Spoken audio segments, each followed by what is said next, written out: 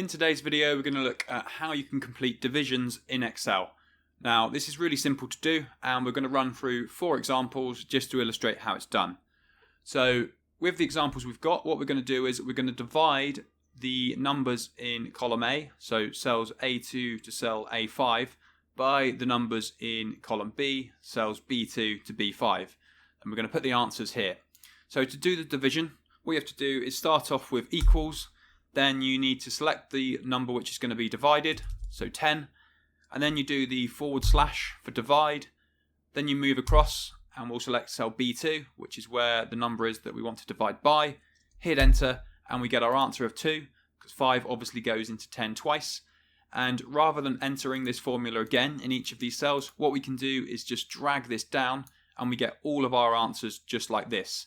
Now in these 2 examples, 18 into 29 and 150 into 100 doesn't divide exactly, so we have decimals. Now to reduce these decimals, what we can do is just come up here and select the decrease decimal option. So we're just going to click that a few times and get a number that's slightly easy to read of 1.61 and 0.67.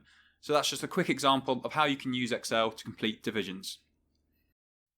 Thanks for watching this video. If you found it useful, don't forget to like and subscribe, and I'll see you in the next one.